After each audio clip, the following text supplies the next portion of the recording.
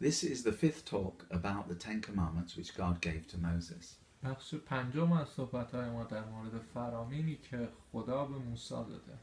This commandment is you shall not murder. این فرمان این رو میگه که نباید کسی رو بکشی. Everyone will agree that murder is wrong. همه این رو قبول دارن که کسی رو کشتن اشتباه هستش. And most people can say that they have never murdered anyone. و اکثر مردم میتونن بگن که ما تا حالا کسی رو نکشتیم. But Jesus said that being angry with someone was also wrong. اما چیزی که عیسی مسیح میگه این که حتی اگه با کسی عصبانی بشی اشتباهه. And would result in God's judgment. و این نتیجهش اینه که خدا روی شما قضاوت میکنه. And even insulting someone و حتی توهین کردن به کسی would put a person in danger of going to hell. یک کسی رو در این خطر قرار میده که بره به جهنم. The Bible says that if you hate someone, you are a murderer.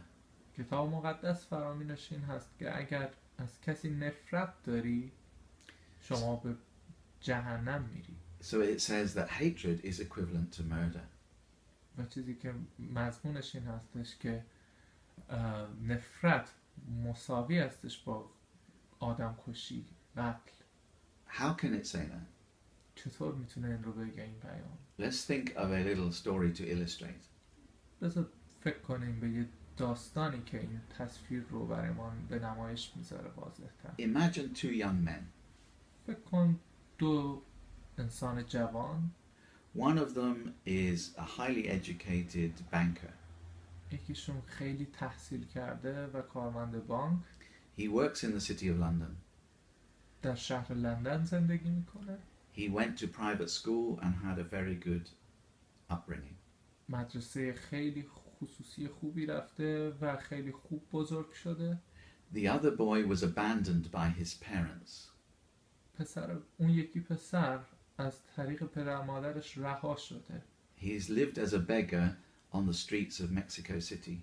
به عنوان یک گدا در خیابان‌های مکزیکو سیتی زندگی می‌کرده. He's been involved in crime. با جنایت و جرم و جنایت دخیل بوده. Drinking and taking drugs. الکل می‌خورد و مواد مصرف می‌کرده. One day, both these young men are insulted by one of their friends.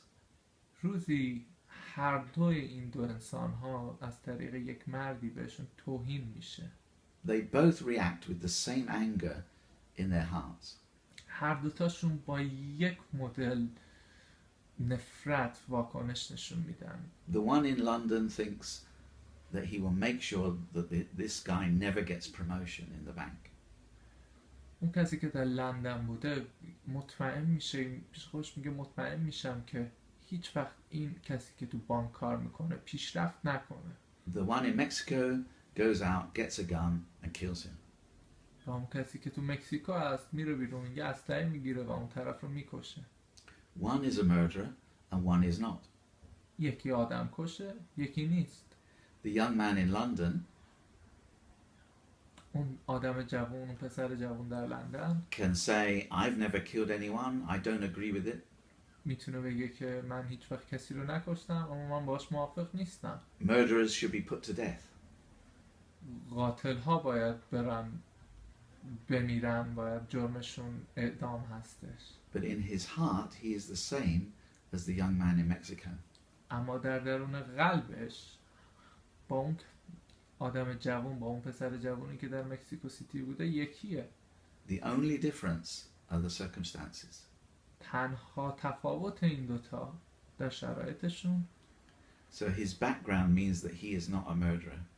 فقط زندگی گذشتش این معنا رو میده که اون یه قاتل نیست.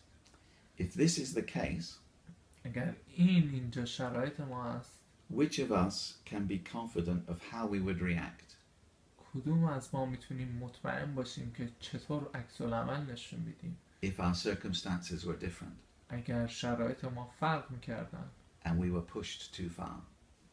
به معنای دیگه اگر ما هم همونقدر تحت فشار قرار بگیریم ما واکنشمون چی میشه؟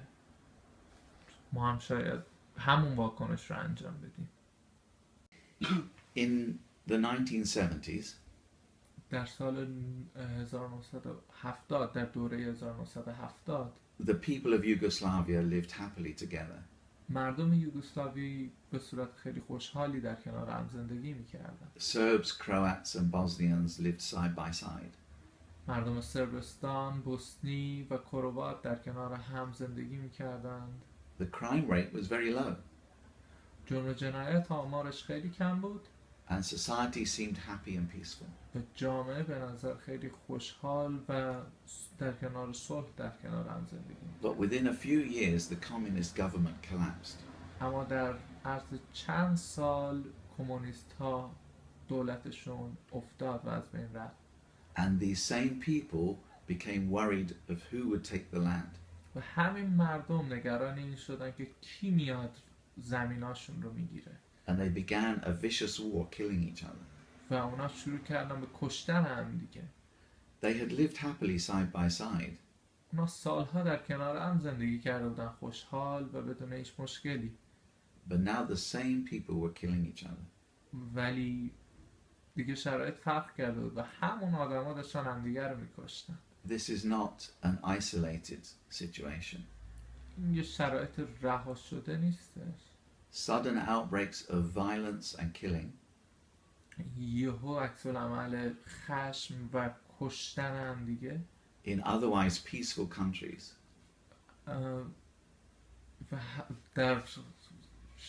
در طرف دیگه در کشورهایی که با هم با صورت صلح زندگی میکردن have happened all over the world. توی همه جای دنیا اتفاق میفته. Most recently we have seen it in Syria و اخیراً ما همین رو در سوریه هم دیدیم and Iraq. و در عراق. And this seems to be part of what is in the human heart. و به نظر میرسه این چیزی است که در درون قلب انسان ها هستش. In normal times it remains hidden, در زمانهای معمولی و عادی مخفی شده است و نشون نمیده. but when circumstances become difficult, then human beings can change. اما وقتی شرایط فرق میکنه انسان ها هم عوض میشن. What about in normal times? اما در زمان معمولی و عادی چطور هستش این؟ Do we murder someone's reputation every time we put them down? آیا ما شهرت یکی رو به قتل نمیرسونیم یا بهش حمله نمی کنیم وقتی اون رو